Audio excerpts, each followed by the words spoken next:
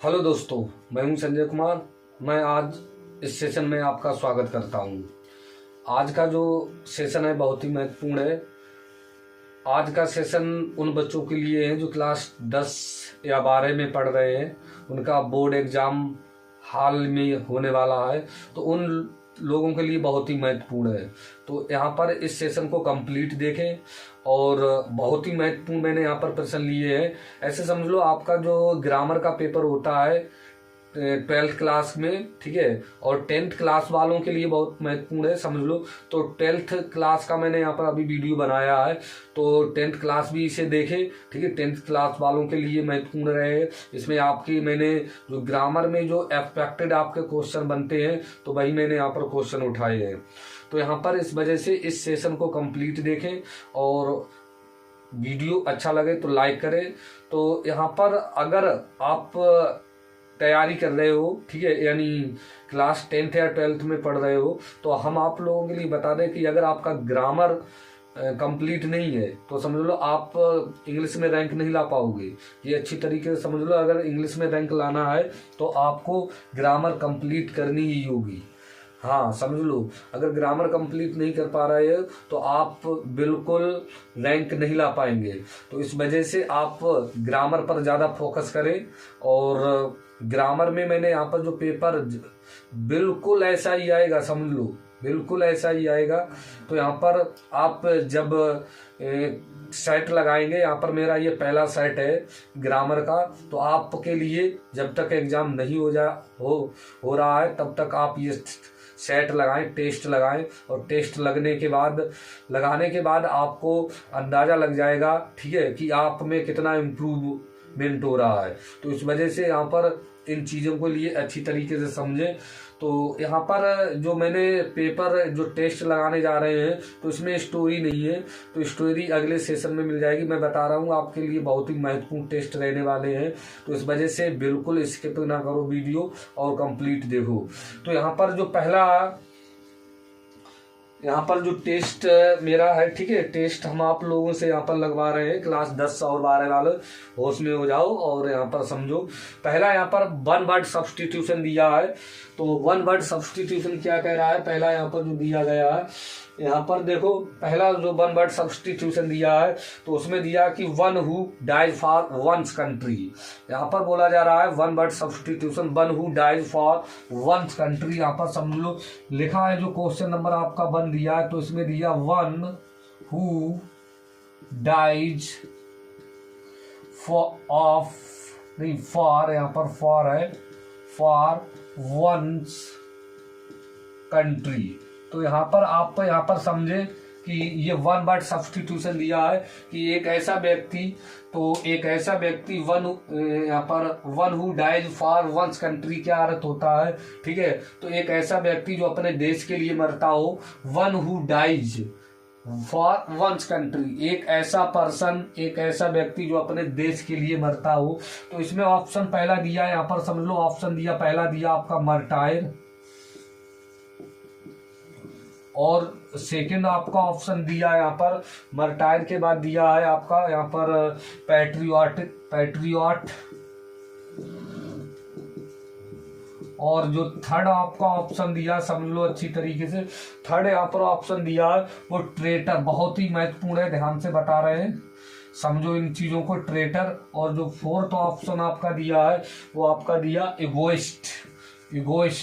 तो आप बताओ, एक ऐसा व्यक्ति जो अपने देश के लिए मरता है तो उसके लिए क्या बोला जाता है? जी हाँ, उसके लिए शहीद बोला जाता है। मर्टायर का अर्थ होता है शहीद। यही आपका ऑप्शन बिल्कुल सही है। अब यहाँ पर समझ लो, ये भी ऑप्शन समझ लो, पैट्रियट का अर्थ होता है देशभक्ति, ठीक है, जो अपनी देश की भक्ति के लिए मरता हो, यानी देश की भक्ति के लिए, तो उसके लिए पैट्रियटिक बोला जाता है। और ट्रेटर का अर्थ होता है देशद्रोही, ठीक है, देशद्रोही, ध्यान से समझ लो। और इगोइस्ट का अर्थ होता है एक स्वार्थी व्यक्ति, स्वार्थी, ठीक है, यानी स्वार्थ, इगोइस्ट। तो समझ गए होंगे अच्छी तरीके से। आपका ऑप्शन मर्टायर रहने वाला है। अगला यहाँ पर प्रश्न क्या कह रहा है, अगले प्रश्न में देखो ध्यान से। तो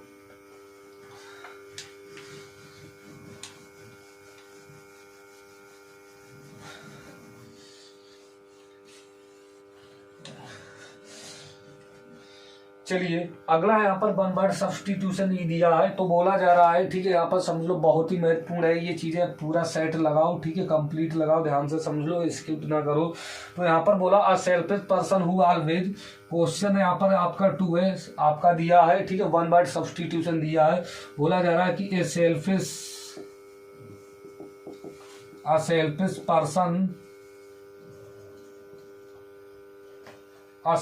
पर्सन हु ऑलवेज, यहां पर बोला जा रहा है हु ऑलवेज, और बोला जा रहा है कि थिंग्स ऑफ हिमसेल्फ,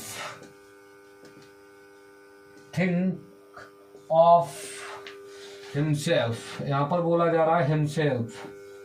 तो यहाँ पर एक ऐसा व्यक्ति समझ लो, एक ऐसा स्वार्थी व्यक्ति जो हमेशा अपने ही बारे में विचार करता हो, अपने ही बारे में सोचता है, यहाँ पर थिंक लिखा, ध्यान से समझ लो, थिंक। तो एक ऐसा व्यक्ति जो हमेशा अपने थिंग्स, ठीक है, अपने बारे में विचार करता हो, तो उसके लिए क्या बोला जा रहा है। तो यहाँ पर सब वो ऑप्शन समझ लो, ऑप्शन क्या क्या दिए हैं। पहला जो ऑप्शन आपका दिया इगोइस्ट, क्या दिया, अभी हम इसके बारे में बता चुके हो। सेकंड जो आपका दिया है वो इगोटिस्ट, क्या दिया, इगोटिस्ट, समझ लो, वो इगोटिस्ट दिया है।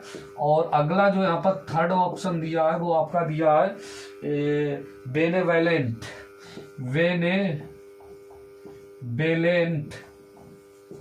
और जो चौथा आपका ऑप्शन दिया वो क्या दिया, समझ लो, बेनेवलेंट के अलावा अल्ट्रिस्ट, यहाँ पर अल्ट्रिस्ट दिया, आपका दिया अल्ट्रिस्ट, एक मिनट, यहाँ पर अल्ट्रिस्ट दिया, क्या दिया, अल्ट्रिस्ट।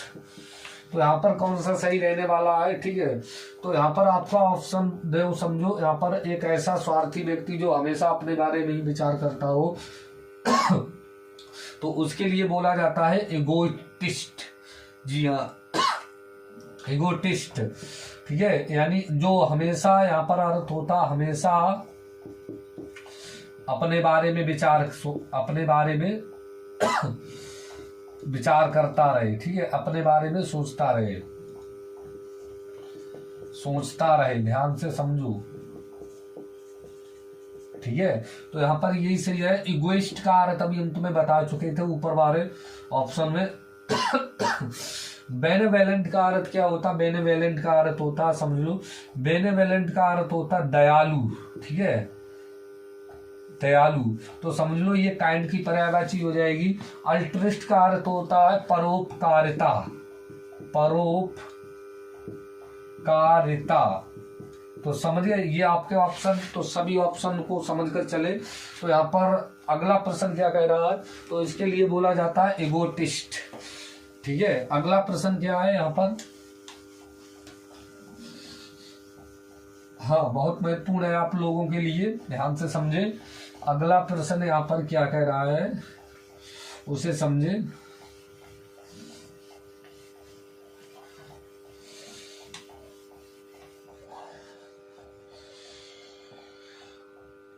अगले प्रश्न में आपको ईडियम्स बतानी है। ईडियम्स दी है वो आपकी कौन सी दी है, यहाँ पर समझ लो अच्छी तरीके से। ईडियम्स दी है वो आपकी दी है व्हील एंड वो, यानी क्वेश्चन नंबर आपका 3 दिया है, व्हील एंड वो। तो ये आपको ईडियम्स बतानी है। तो यहाँ पर ऑप्शन के अनुसार समझ लो, पहला जो ऑप्शन दिया है वो आपका दिया है जॉय एंड सारो, और सेकंड आपका ऑप्शन दिया वो कितना दिया है, true and false, true and false. अगला यहाँ पर जो थर्ड आपका ऑप्शन दिया है वो कितना दिया है, वो आपका दिया है secret and open, secret and open. और जो फोर्थ ऑप्शन दिया है वो आपका कितना दिया, फोर्थ राइज एंड फॉल,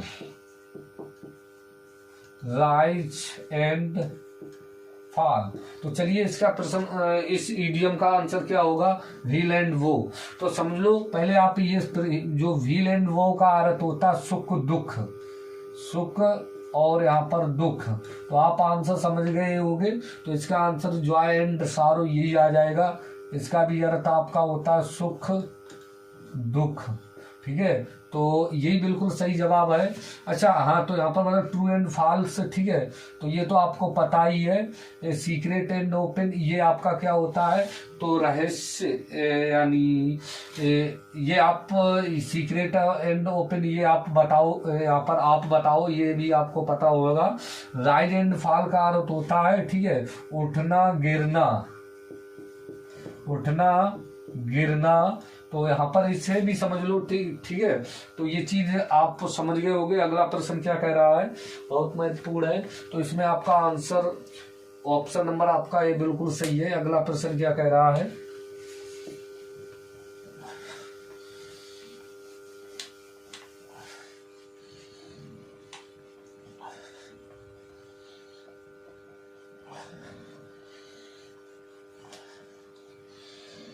अगला जो प्रश्न आपको बताना है, इसमें भी आपको एक इडियम्स दिए, समझ लो। अ बोन है, a bone of contention, a bone of contention यहाँ पर दिया क्वेश्चन, यहाँ पर 4 दिया आपका। ए बोन ऑफ कंटेंशन, इसका बताओ। इसमें आपका पहला ऑप्शन दिया है, देख लो यहाँ पर, cause of dispute, cause of dispute. अगला इसमें क्या दिया है, cause of dispute, a matter of, second option आपका दिया a matter of, a matter of concern, क्या दिया।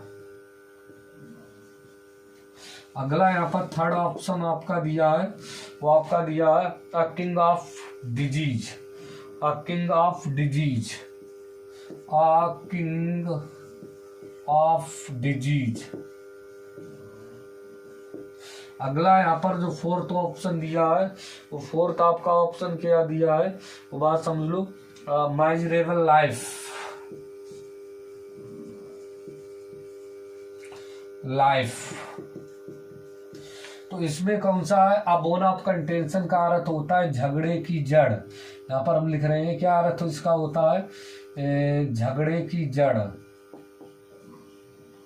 झगड़े की जड़, समझ गए, झगड़े की जड़। तो यहाँ पर और इसमें आपका आंसर केज ऑफ डिस्प्यूट हो जाएगा। इसका यही होता है झगड़े की जड़। अ मैटर ऑफ कंसर्न, ठीक है, एक संबंधित से यानी कंसर्न से का मामला, ये इसका अर्थ हो कंसर्न का मामला। किंग ऑफ डिजीज इसका अर्थ हो जाएगा, ठीक है, किंग ऑफ डिजीज, यानी डिजीज ऐसा नहीं हो सकता यहाँ पर कुछ, हाँ बोन डिजीज, यानी हड्डियों की बीमारी का एक राजा, यानी जैसे हड्डी की बीमारी हो उसके लिए यहाँ पर डायरेक्टली यहाँ पर दिया गया। तो ये भी नहीं होगा, ठीक है।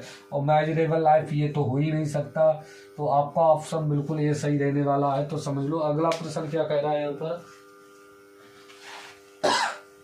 बहुत ही महत्वपूर्ण है आप लोगों के लिए, ये चीज समझ लो।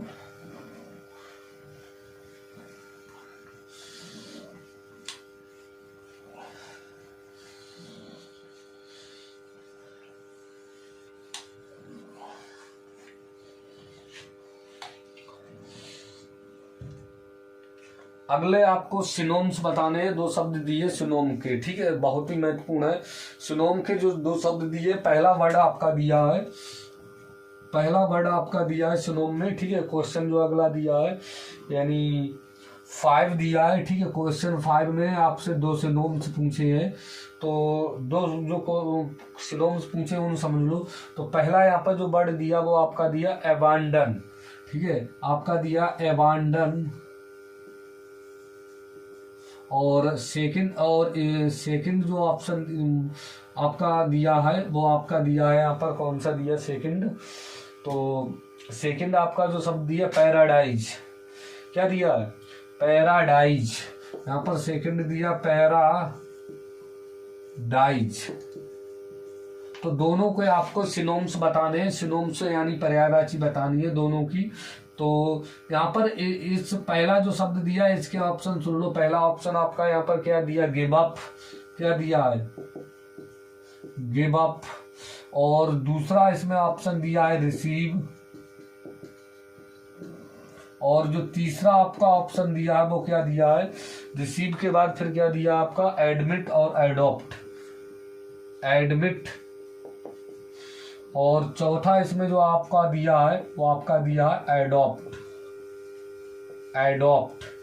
तो समझ लो इसमें कौन सा आंसर रहने वाला है, एडॉप्ट लिखा है, एडॉप्ट। तो यहां पर समझ लो, ठीक है। अबांडन का अर्थ होता त्याग, पथ यानी त्यागना, ठीक है, त्यागना, समझ लो त्यागना। तो गिव अप ये फ्रेजल वर्ब है जिसका अर्थ होता है त्यागना, ठीक है। और रिसीव का अर्थ जानते हो, प्राप्त करना, प्राप्त करना। एडमिट का अर्थ जानते हो, भर्ती होना, ये भी वर्ब है। और एडॉप्ट का अर्थ जानते हो क्या होता, अपनाना, समझे। तो करेक्ट आंसर आपका सिनोम रहने वाला है गिव अप, ये बिल्कुल सही जवाब है। अच्छा, पैराडाइज में आपके कौन कौन से दिए, पहला आपका ऑप्शन दिया पैराडाइज का सिनोम्स बताना, हीवेंस क्या दिया। सेकंड आपका ऑप्शन दिया हेल। और थर्ड आपका ऑप्शन दिया है, क्या दिया, हेल के बाद फिर दिया आपका यानी यहाँ पर हाँ लुक आफ्टर, क्या दिया है, लुक आफ्टर। और अगला जो यहाँ पर ऑप्शन दिया वो आपका दिया डल, यानी फोर्थ ऑप्शन दिया है डल।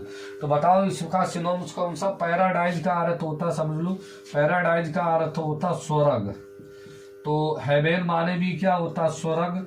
तो इसमें आपका यही सही जवाब है, ये बिल्कुल करेक्ट आंसर हो जाएगा। तो हेल का अर्थ क्या होता है, हेल का अर्थ होता नरक, ठीक है। बहुत ही महत्वपूर्ण शब्द है, ध्यान से समझ लो। लुक आफ्टर ये फ्रेजल वर्ब है जिसका अर्थ होता है ये देखभाल करना, देखभाल करना। और यहाँ पर जो चौथा ऑप्शन दिया था डल, डल मीन्स का ये भद्दा, ठीक है। तो ये भद्दा हो जाएगा। तो यहाँ पर आपका ऑप्शन बिल्कुल यहाँ पर 1 सही रहेगा। अगला प्रश्न क्या कह रहा है, अगले प्रश्न में मुझे क्या करना समझ लो।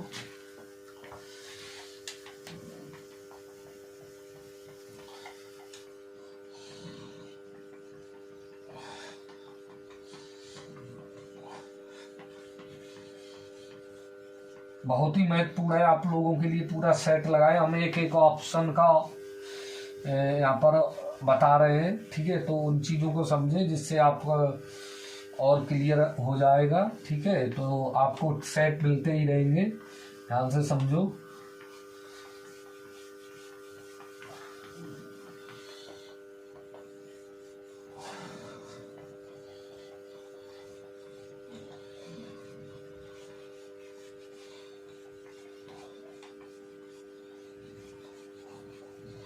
चलिए आगे, तुम्हें सिनोम के बाद 2 एंटोनिम्स पूछे गए हैं। कौन कौन से एंटोनिम्स, एक रेगुलर पूछा गया, पहला यहाँ पर शब्द दिया रेगुलर।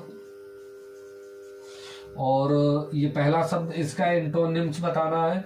और सेकंड जो शब्द दिया इसके ऑप्शन समझ लो, रेगुलर, रेगुलर के दिए पंक्चुअल, पहला दिया यहाँ पर ऑप्शन पंक्चुअल। सेकंड आपका ऑप्शन दिया यहाँ पर पंक्चुअल के अलावा फिर दिया आपका यहाँ पर इरेगुलर, क्या दिया है, इरेगुलर।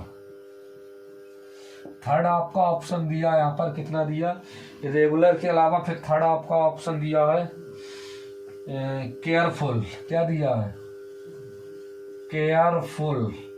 और जो चौथा ऑप्शन दिया वो आपका क्या दिया है, हेल नहीं डल, क्या दिया, डल। यहाँ पर समझ लो DOLL। तो वही बात है, यहाँ पर आपको बताना है सही आंसर कौन सा रहेगा। जो यहाँ पर आपको दिया वो डल दिया है, तो यहाँ पर समझ लो अच्छी तरीके से। तो यहाँ पर आप समझेंगे कि जैसे जो पहला है यहाँ पर रेगुलर, इसका आपको एंटोनिम्स बताना, विलोम शब्द एंटोनिम्स बताना है। तो रेगुलर का अर्थ होता नियमित। क्या होता नियमित। रेगुलर का अर्थ होता अनियमित है। ठीक है, तो अब समझ लो विलोम बताना है, तो नियमित का अनियमित, ये बिल्कुल सही जवाब हो जाएगा। अब इन चीजों को समझ लो। पंक्चुअल का अर्थ क्या क्या होता है। पंक्चुअल का अर्थ होता समयनिष्ठ, बहुत महत्वपूर्ण ये शब्द है। और केयरफुल का अर्थ होता देखभाल करना। देखभाल यानी केयरफुल यानी देखभाल या सावधान होता है। लुक आफ्टर माने होता है देखभाल करना, यानी केयरफुल सावधान होता है। इसका अर्थ क्या होता है सावधान या सचेत। ठीक है, डल का अर्थ हम तुम्हें बता ही चुके थे भद्दा। तो यहाँ पर समझ लो आपका ऑप्शन बिल्कुल ठीक है। सेकंड रेगुलर का इरेगुलर रहने वाला है अनियमित। अगला प्रश्न क्या है यहाँ पर।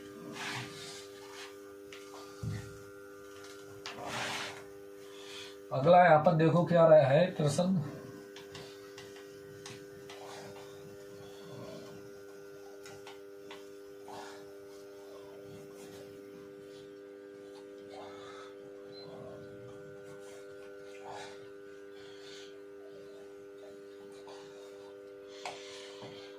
अगला जो यहाँ पर प्रश्न है उसमें बताना है आपको एंटोनिम से एक और शब्द बताना रिवार्ड। ठीक है, यहाँ पर बताना है रिवार्ड। ठीक है, इस शब्द का एंटोनिम्स बताना है। पहला यहाँ पर ऑप्शन दिया आपका प्राइज, ये शब्द दिया है रिवार्ड। पहला यहाँ पर ऑप्शन आपका दिया है प्राइज। सेकंड आपका ऑप्शन दिया है यहाँ पर गिफ्ट। थर्ड आपका ऑप्शन दिया है यहाँ पर गिफ्ट के अलावा फिर दिया पनिशमेंट।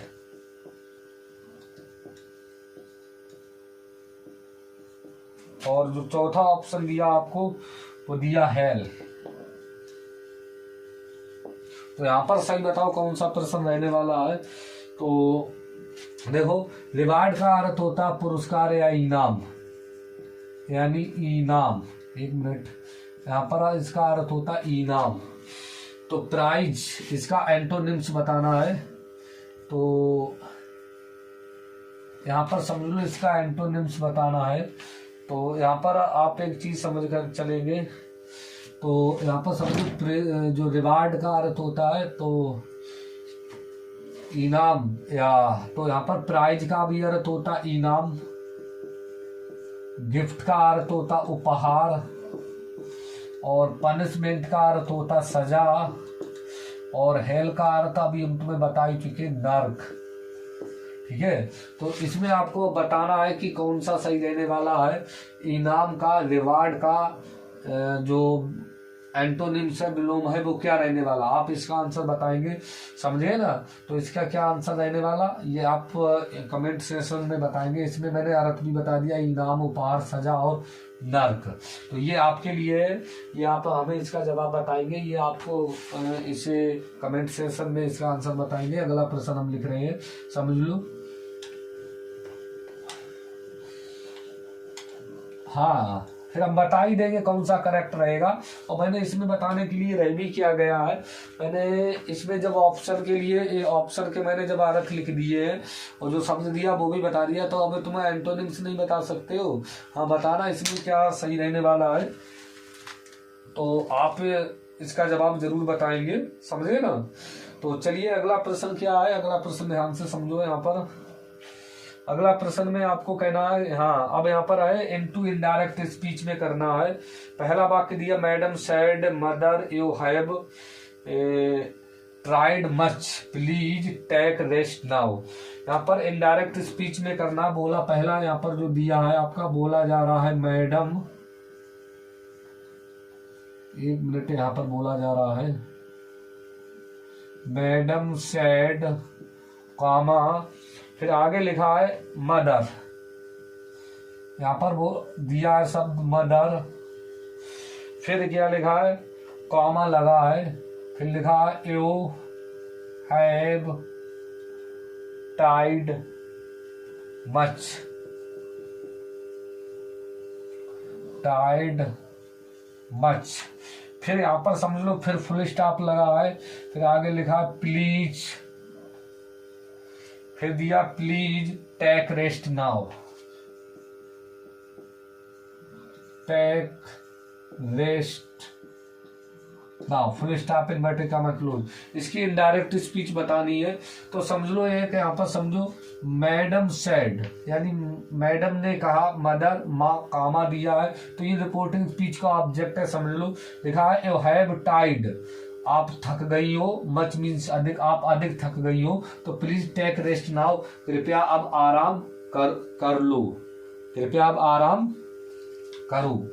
तो अब यहाँ पर जब इसकी इनडायरेक्ट बनाओगे तो समझ लो इसकी इनडायरेक्ट बनेगी मैडम,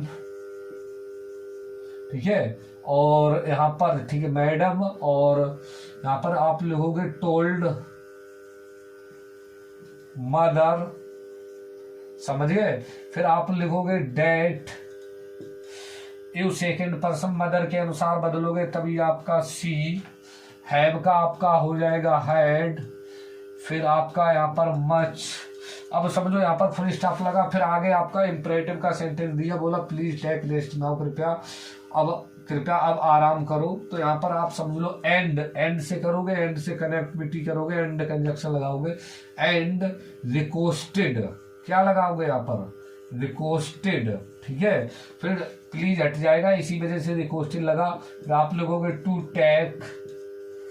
टेक रेस्ट, ठीक है। नाउ का क्या हो जाता है, नाउ का देन, ठीक है, देन। इसकी इनडायरेक्ट बन गई है, समझ लो इनडायरेक्ट बन गई है। अगला प्रश्न क्या है समझ लो अच्छे तरीके से।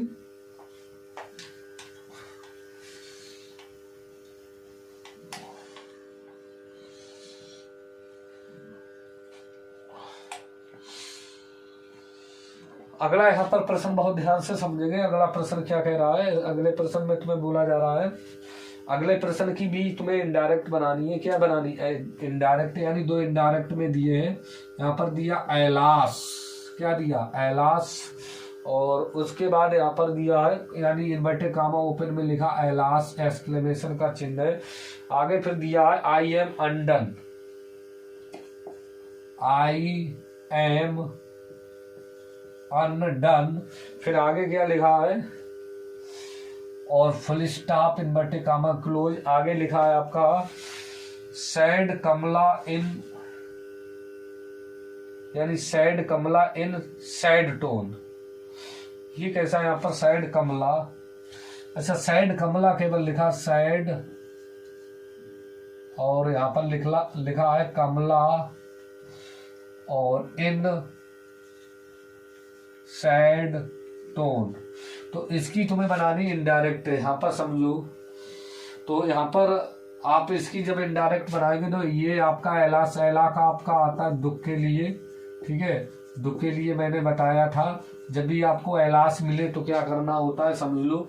और यहाँ पर लिखा आई एम अनडन, ठीक है, मैं बर्बाद हो गया हूँ। तो sad Kamala in sad tone, कमला ने बहुत सैड टोन में कहा, तो इसकी इनडायरेक्ट बनेगी, ध्यान से समझो। तो यहाँ पर आप लिखोगे जब इनडायरेक्ट बनाएंगे तो कमला, ठीक है, और सैड की जगह पर एलास की वजह से आ जाएगा एक्स क्लेम्ड विद सारो, ठीक है, सारो। फिर आप यहाँ पर कंजक्शन डेट लगाएंगे, ठीक है। फिर आई, एक मिनट, अभी यहाँ पर इन सैड लिखा है, क्या लिखा है, कंजक्शन नहीं अभी लगेगा। उसके बाद आगे लिखोगे इन सैड टोन, इन सैड टोन। फिर यहाँ पर कंजक्शन आप लगाएंगे डेट, ठीक है। डेट लगाने के बाद आप यहाँ पर आई को बदलो, फर्स्ट पर्सन कमला के अनुसार सी हो जाएगा। सी के बाद फिर वाज आपका हो जाएगा, इजार एम का वाजबार, और आपका हो जाएगा अन डन। ठीक है, इस प्रकार से इसकी इनडायरेक्ट बन जाएगी, कमला exclaimed with sorrow in sad tone that she was undone. तो समझ गए, बहुत ही महत्वपूर्ण है यहाँ पर।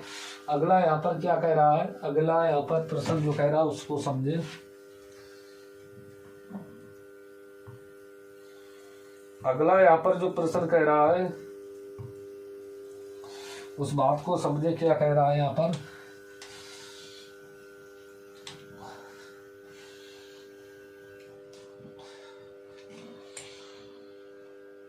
अगला यहाँ पर जो प्रश्न कह रहा है यहाँ पर क्या बताना है कि, ठीक है, यहाँ पर आपको करना है सिंपल सेंटेंस करना है। क्या करना है, सिंपल सेंटेंस लिखा आई सा मैन। यहाँ पर क्वेश्चन अगला यानी 8 है, यानी क्वेश्चन नंबर आपका 8 है और सिंपल करना लिखा है कि आई सा ए मैन। अगला यहाँ पर दिखा आई सा man he was lying in the road side. यहाँ पर लिखा he was lying in road side. एक और इसमें बाकी दिया है, ठीक है, ही वाज डेड। यहाँ पर आपका दिया ही वाज डेड और आपको ये बता रहा है कि सिंपल बना दो। इसे क्या बनाना है, सिंपल। तो समझ लो, जब सिंपल बनाएंगे यहाँ पर 3 सेंटेंस दिए हैं। पहला दिया कि आई सा मैंने एक आदमी देखा, he was lying in road side, वह सड़क के किनारे पर पड़ा हुआ था। ही वाज डेड, वह मृतक था, यानी वह ही वाज डेड वह मृतक था। जब भी आप सिंपल सेंटेंस बनाओ, ठीक है, क्योंकि सिंपल सेंटेंस में एक ही सब्जेक्ट एक ही फाइनाइट वर्ब होती है, तो इस वजह से आप इन चीज़ों को समझ कर चलेंगे कैसे इस वाक्य को कंबाइन करेंगे।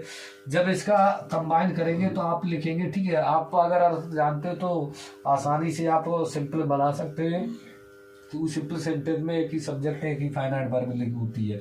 तो आई सा मैन, तो यहाँ पर आप बोलेंगे कि मैंने एक मृतक आदमी को सड़क के किनारे पर पड़ा देखा। मैंने एक मृतक आदमी को सड़क के किनारे पर पड़ा देखा। तो आपका बन जाएगा I saw uh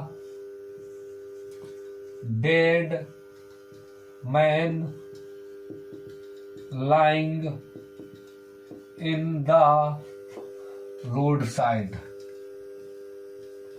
road side, ये बिल्कुल सही बन गया, रोड साइड। तो यहाँ पर समझो इसमें एक ही सब्जेक्ट एक ही फाइनाइट वर्ब, आपका सिंपल सेंटेंस हो गया। समझ गए। अगला प्रश्न क्या है,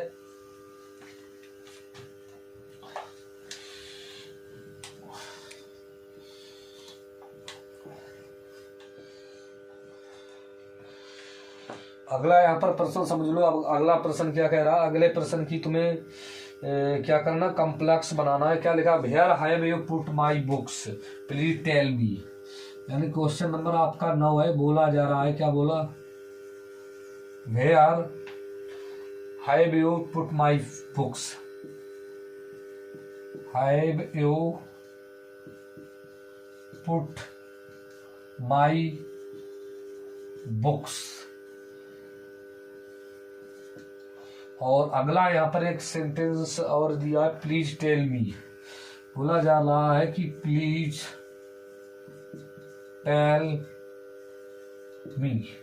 तो यहाँ पर आपको इसके क्या करना है, इसके लिए आपको बनाना है कॉम्प्लेक्स। क्या बनाना है, आपको बनाना है कॉम्प्लेक्स दिया है आपका।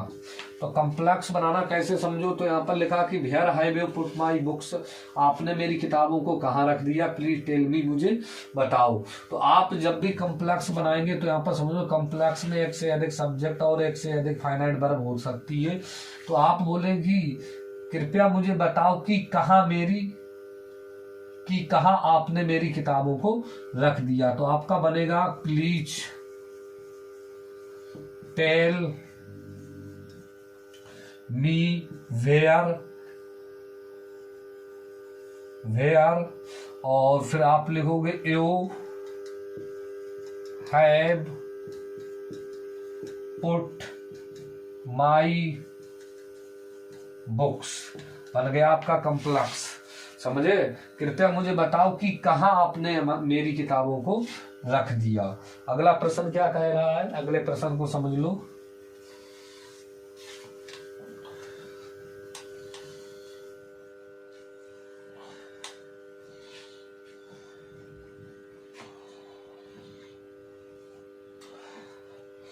अगले की तुम्हें पैसे 22 बनानी है, यानी क्वेश्चन नंबर आपका 10 हो गया। 10 आपको असर्टिव करना है। क्या करना, वाट आ लेजी बॉय यू आर, यानी बोला जा रहा है वाट ए लेजी बॉय, फिर लिखा यू आर। इसको आपको असर्टिव करना है। क्या करना, असर्टिव। असर्टिव क्या होते हैं, वो वाक्य जिसके अंत में फुल स्टॉप लगा हो। तो यहाँ पर वो क्या लगा है आपका, यहाँ पर मार्क ऑफ एक्सक्लेमेशन का है, यानी लगा है मार्क ऑफ एक्सक्लेमेशन है। असर्टिव करना यानी फुल स्टॉप लगाना। तो इसका आंसर आपका क्या हो जाएगा, आप लिखोगे क्या, यू आर, ठीक है, ए वाट ए लिखा, you are a very lazy, you are very lazy boy, ये मत लगाओ, you are very lazy boy, ठीक है। इसका ये यानी असर्टिव हो गया। अगला प्रश्न क्या कह रहा है, अगले प्रश्न की बात समझो क्या कह रहा है।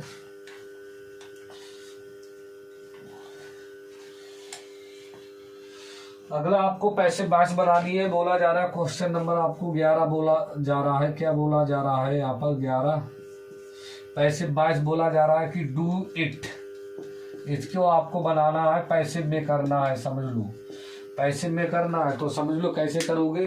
तो ये इम्परेटिव का वाक्य है, किसी ऐसे आप पैसे में करोगे तो आप बनाएंगे लेट इट बी डन, बिल्कुल सही बन जाएगा, लेट इट बी डन। इसका भी आंसर ये हो जाएगा। आगे समझ लो इम्परेटिव का था।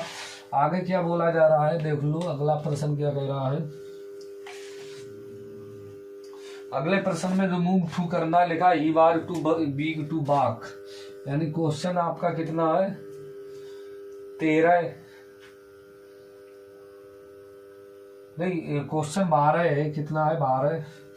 क्या बोला जा रहा है इसमें, बोला जा रहा है कि इसमें भाई पैसे 22 पूछी गई है। लिखा ही सेज, क्या लिखा, he says that they are poor, बोला जा रहा है ही सेज, वे कहते हैं दैट, और डेट के बाद फिर लिखा है he says that you are poor. इसकी भी आपको पैसिव में करना है। क्या करना है, पैसिव वॉइस में पूछा जा रहा है, तो इसमें आपको पैसिव बनानी है। ध्यान से समझ लो, पैसिव वॉइस करना है, पैसिव करनी है।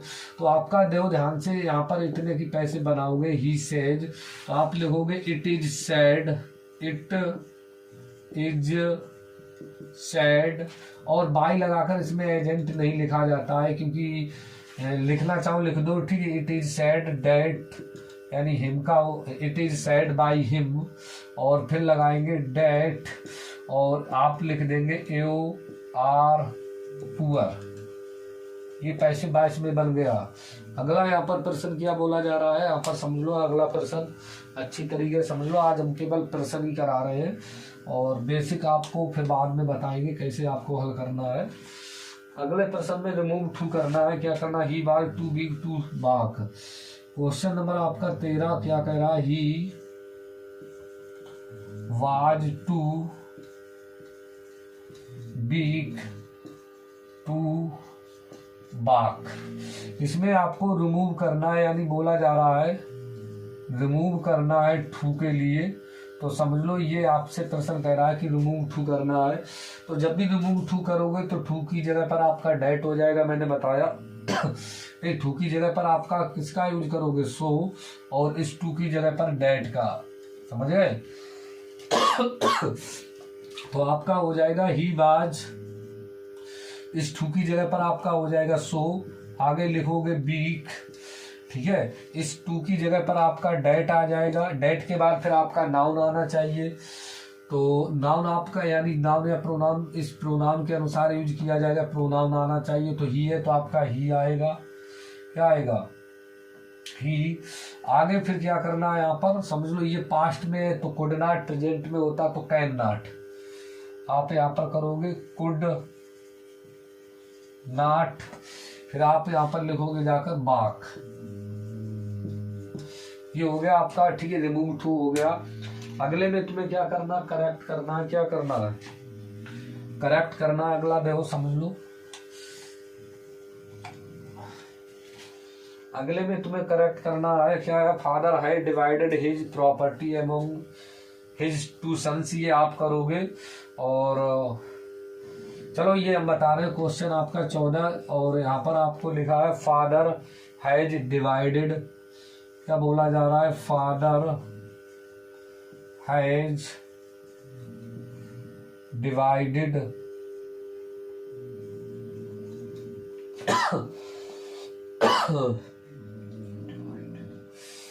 His property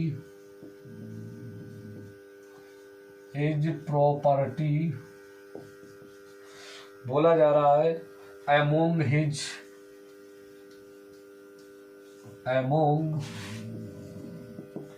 his sons. तो इसे आपको करेक्ट करना है, ये आपको करेक्ट करना है, समझ लो कैसे ये करेक्ट होगा। तो यहाँ पर समझो करेक्ट करोगे तो यहाँ से समझो, यहाँ पर इधर से चलो, ठीक है। तो फादर आपका यहाँ पर आपका नाउन है, ठीक। तो वर्ब यहाँ पर अगर सब्जेक्ट सिंगुलर है तो वर्ब सिंगुलर होनी चाहिए, सही है। डिवाइड ने यहाँ पर थर्ड फॉर्म लगी क्योंकि आपका प्रेजेंट परफेक्ट का है, वो भी सही है। फिर आपका पजेसिव प्रोनाउन यहाँ पर देखो, अगर पिताजी है यहाँ पर, ठीक है, तो पजेसिव प्रोनाउन ही रहेगा, ये भी बिल्कुल सही है। फिर प्रॉपर्टी लिखा है एमोंग।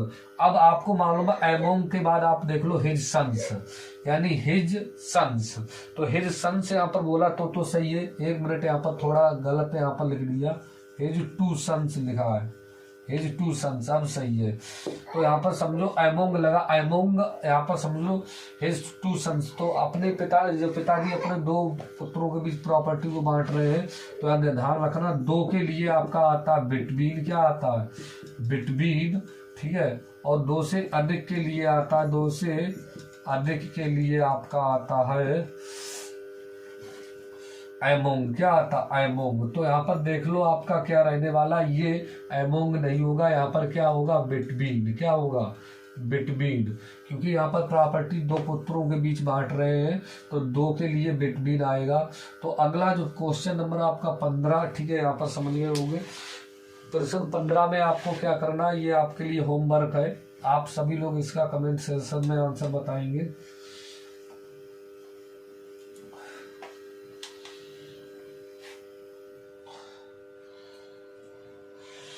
तो यहाँ पर जो क्वेश्चन आपके लिए 15 है, ठीक है, वो आपके लिए HW है। सभी लोग इसका आंसर बताएंगे कमेंट सेशन में। तो आप आशा करता हूँ कि इस वीडियो को देखने के बाद आपको बहुत कुछ सीखने को मिला होगा। ऐसे ही सेट आपको मिलते रहेंगे। तो वीडियो अगर अच्छी लगी हो तो लाइक करें और दोस्तों के बीच इस वीडियो को शेयर करें अधिक से अधिक, जिससे इस कंटेंट को प्राप्त कर सके और बच्चे जो है अपने एग्जाम के लिए इम्प्रूवमेंट कर सके, ठीक है। और चैनल को अगर सब्सक्राइब नहीं किया हो तो सब्सक्राइब कर लें। और आप लोग मेहनत से पढ़ते रहें और मस्त रहें और दोस्तों के साथ यानी संपर्क बनाए रखें और मस्त रहें।